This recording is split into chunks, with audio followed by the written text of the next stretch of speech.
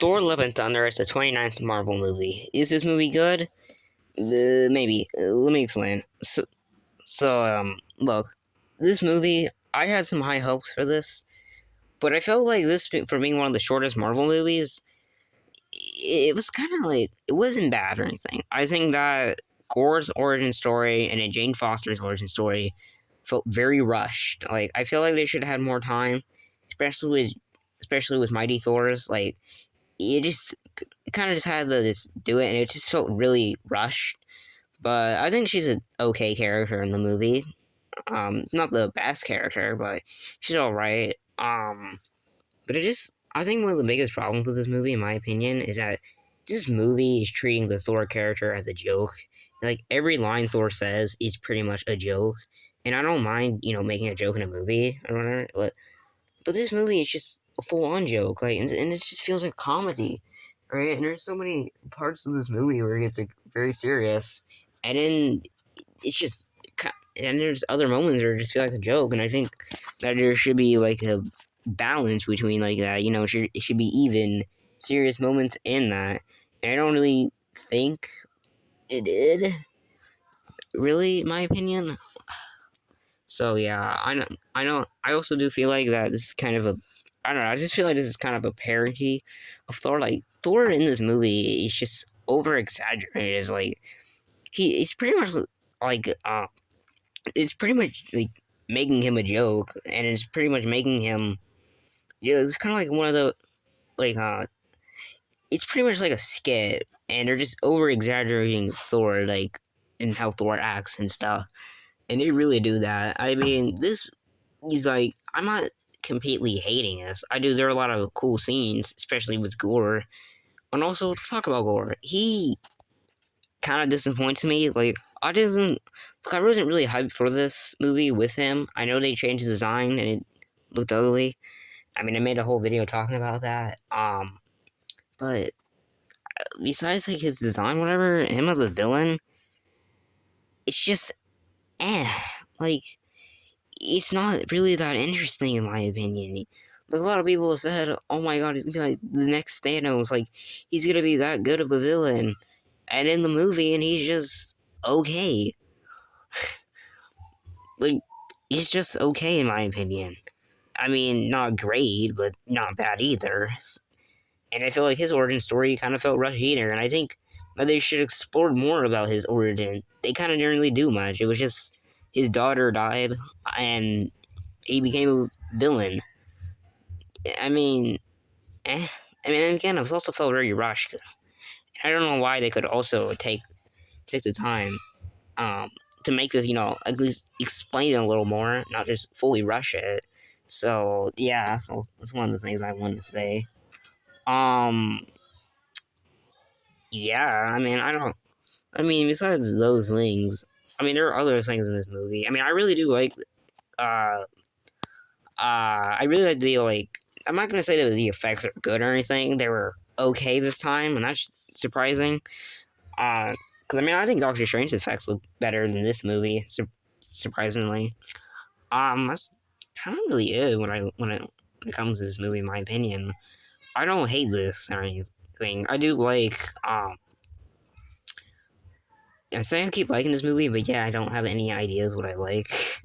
Again, I don't really hate this. I don't think it's a full-on bad movie. This is like Thor Ragnarok, and I like that movie. I think it's okay.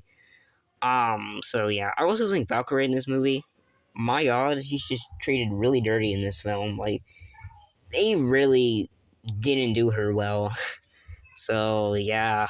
Also, the two post-credit scenes. One. So yeah, the two post-credit scenes. Also, I might want to add, this is kind of a spoiler review, but also again, it's too late. So yeah. The two post-credit scenes. I think so. The first one is pretty much after Thor pretty much killed Zeus, but not really. And then his son, Hercules, is pretty much in the movie post-credit scene. So maybe for Thor 5, that happens. And then the second one is pretty much Jane Foster pretty much going in Valhalla. I think that's how it's pronounced. I'm not sure. And she meets Heimdall. So that's really it. Honestly, I don't know how the second post credit scene is very important. A lot of people were saying it was, and it's probably not. I mean, it was not. So yeah, I'm not saying you should, but if you want to go see it, the two post credit scenes, go ahead. So yeah. Also, there was a moment in this movie where Korg died, but not really. I don't know. I think they should have just killed him. Again, I don't hate these characters. I just feel like they're just fine. Like, I mean, I like how the characters act in Thor Ragnarok, but in this movie, they're just eh. So yeah. Um. Again, I think this movie. I feel like there are moments in this movie where it just feels rushed. So yeah. Um. Also, the whole storyline. I mean, not the storyline, but the part they're gonna hit near the end of the movie where Thor gives the kids that Korg kidnaps, like superpowers, whatever, was it was just really dumb. Like, wouldn't that help?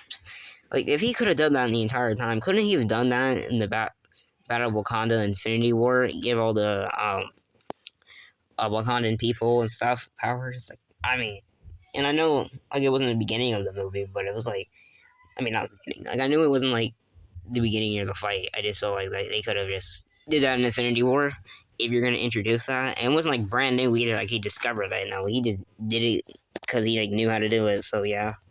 Also near the end, where like Gore made his wish to bring his daughter back, and then Thor is raising her. Like, come on, I don't hate that part or anything. I just think it's okay. So yeah.